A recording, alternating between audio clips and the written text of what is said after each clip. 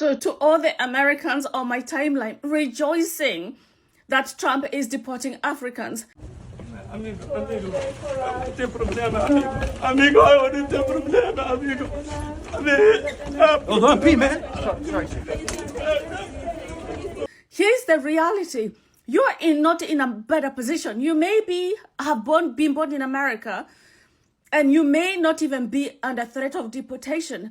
But 60% of Americans are just about to go into financial meltdown, which basically means that if you earn money and it all goes by the end of the month, it basically means you are at a high risk of losing everything because of Trump.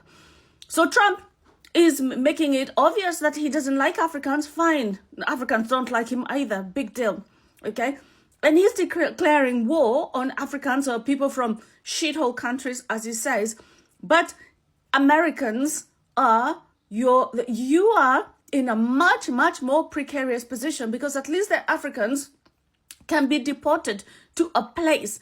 For you guys, you've got nowhere to go, because this is the reality of American life. So people have been rejoicing that all these people are getting deported. But in essence, already over 10 million Americans are homeless, like literally homeless, either in streets or living in cars. And now it says 60% of all Americans are going to lose everything. And people are still rejoicing and supporting Trump. I don't get it. Hi everyone, welcome to yet another video. It is Ndagera here. Thanks for clicking on this video. It turns out that Trump is pissed with South Africa for the G20 that they hosted, and because of that anger, he went on his socials and declared that he wants every African out of America. Like, he wants to stop every visa application that is in process, that is in due process about America or accessing America. Like, he wants third world countries to, just be completely taken out of that database of accessing America. And I'm like, why is this person so childish? Like, I don't know. I wonder how he is in his family. Like, is this how he handles everything? Like, if anything does not go his way, he has to come and attack everybody else who's not even involved. And I mean, the G20 still happened, whether the US was around or not, and also threatening to cut South Africa away from the G20, like they should not be part of it. Like, it's all just another crazy situation. But really, why come out and you're like, oh, I don't want to see any African in America, but you and your country cannot take your filthy hands off of African soil? Like, make it make sense. He is able to come out and say all this BS. He's like, he wakes up every day and he's like, I need to say something so that people can talk about me. Of course, I'm talking about him, but if he's willing to chase us out of America, is he willing to take his army and everything about America away from Africa? We have to balance the equation, really. Guys, listen to what people are saying about this situation and, what Trump put out. Come back and let me know your thoughts on it. Trump just woke up and said that he is vowing to end all migration from all third world countries. Vowing to end all migration from all third world countries. Soon it's going to be nobody's allowed to come in ever again. So Trump, the final trumpet of this era, has just announced a permanent pause to all immigration from third world countries to the divided states. Basically, all refugees, all asylum seekers are going to be paused. And then he's passed new immigration laws where those from the motherland and other third world countries are going to be reviewed to even check if their citizenry or green cards are kosher. And this is the best news in the world, family.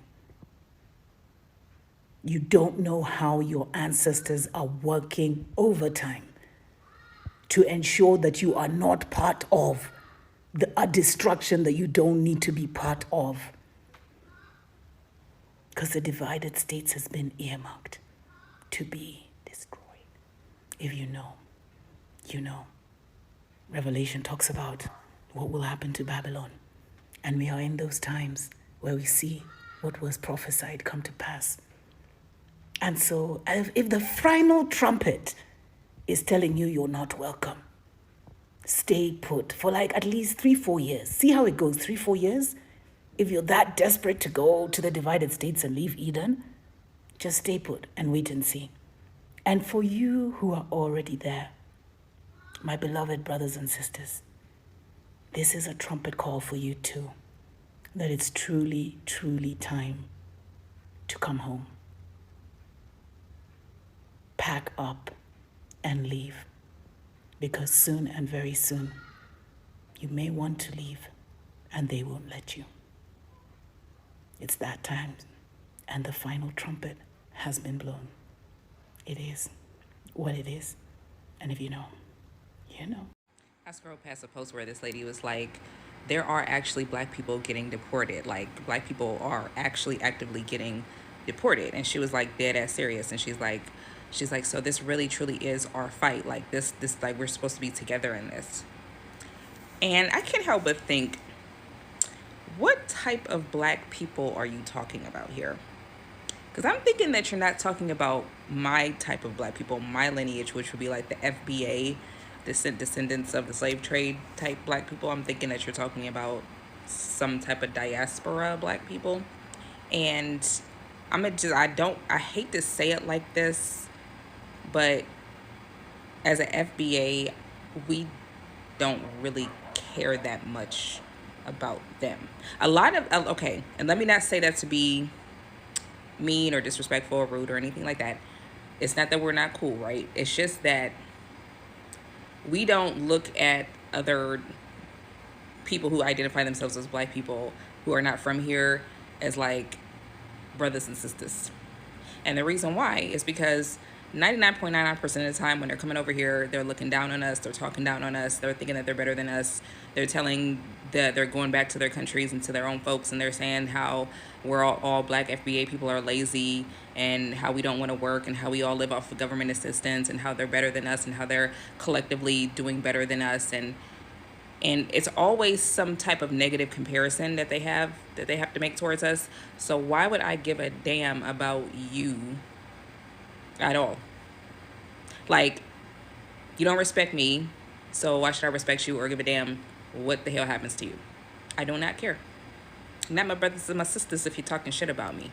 Like, this is not even to be divisive, because to be honest with you, black Americans were always like pro Pan-Africanist all like throughout our time, like throughout history. Like, we always been like pro black, like wanting to help black immigrants and just wanting, to really build up a black community and a black diaspora, and actually feel connected to other parts of the black diaspora, right? But it seems like when people started other blacks started migrating over here, it almost seemed like they almost kind of like felt intimidated or threatened by our presence and wanted to like replace us. And so felt like in order, to do that, like they had to discredit us, disrespect us, and try to associate themselves with, the others. So that's all I'm saying. As we've seen in the video, that is what is actually going on, what people are actually saying about the situation. But there's also some Americans that are using this situation, especially with the situation of the Somali people that, Trump wants to kick out of Minnesota, and saying that Africans need to leave. Also some, brothers and sisters also like in support of that, which I'm like, really? And then I saw in the comments of some videos, and people were like, it is the right time for African people to stay in their continent and build their continent. I mean, I also constantly see that comment on, on the platform. But then I always want to ask, we are able to stay in our countries, and let's say the people from Somalia, right?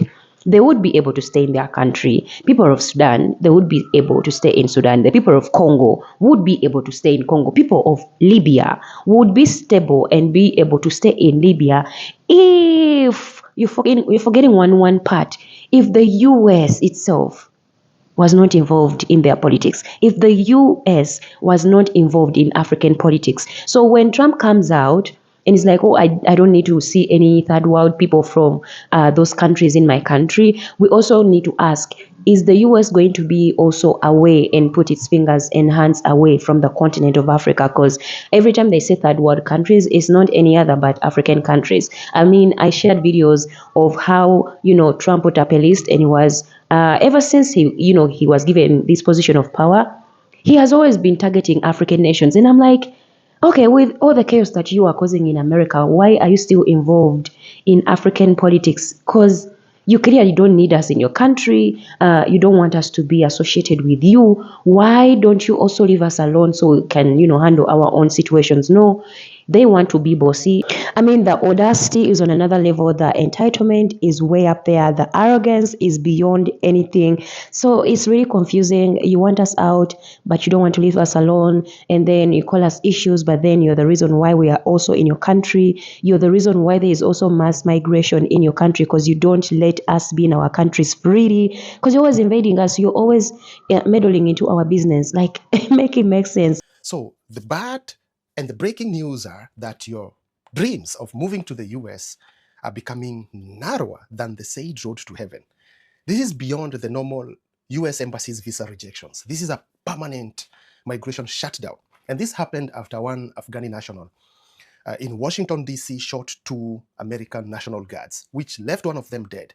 And that's where President Trump came up and was like, these people coming from the third world countries are the problem. And so he vows to permanently shut migration from people coming from third world countries. This is where we need Ruto to move our country very fast with speeds from third world countries into first world countries.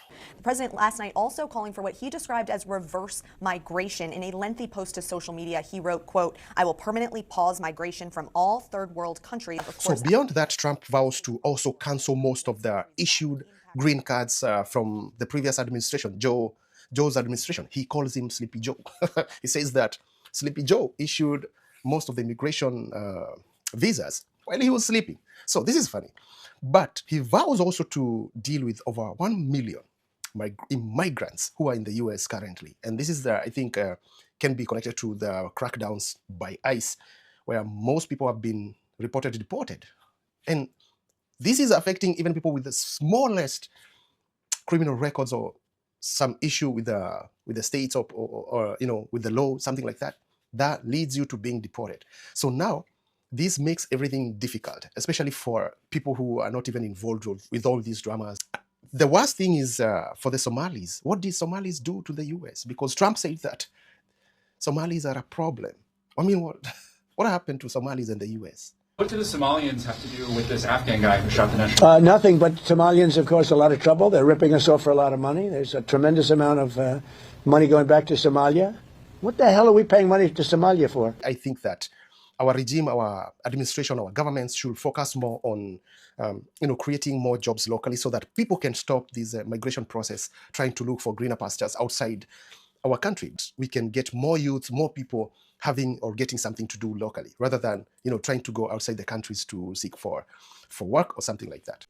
So Trump is putting a permanent ban on migration into the United States from third world countries. Trump releases a blistering Thanksgiving message promising a historic pause on immigration, mass removals, and reverse migration. Remigration policy will be a normal policy for most manifestos of governments across Western Europe and the West in its, as a whole. North America, obviously, is the leader in this case, and Trump is hedging the way with stuff like this. I mean, it's a pretty ballsy statement, I have to admit, but again, it's not up for me to make my opinion, it's just what is. So, here's the context. This is Donald Trump's full Thanksgiving statement posted on X. It outlines what may be his clearest and most extreme immigration agenda today. So main points, what he actually said. So America is being harmed by mass immigration. Trump opens by saying Americans have allowed the country to be divided, disrupted, carved up, murdered, beaten, mugged, and laughed at because of political correctness and stupid immigration policies. He states the US foreign population is 53 million, citing census. He claims most are on welfare or from failed states, prisons, mental institutions, gangs, or cartels. To say most, I don't know if that's true. I'd have to fact check that particular thing. With Trump, you can't take every single word that he says seriously, but take him seriously because it means he will take action. What he does next, we'll have to see. But here's what's going on. So it says a migrant earning $30,000 receives $50,000 in benefits. Immigration is the leading cause of America's decline. He blames refugee inflows for failed schools, high crime, urban decay, overcrowded hospitals, housing shortages, and large deficits. So his 2025-2029 immigration plan, as stated explicitly, Trump lists the following proposed actions.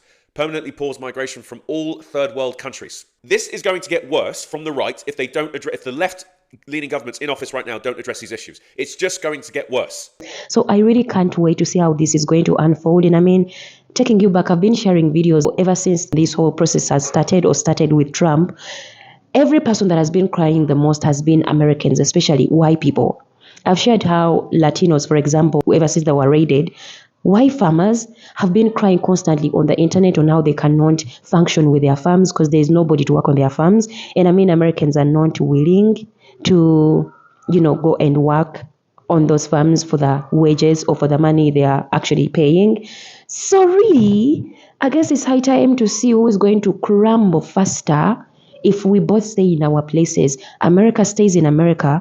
Africans go back to where we are born, which is Africa, and probably, grow our continent, which I don't think the West or America itself will let that happen, but has the audacity and has such leaders as Trump with their crazy minds coming out and saying, oh, these third world countries should be stopped, no visa applications for them, no more immigration processes for them, like they should be stopped, it should be analyzed, it should be looked into.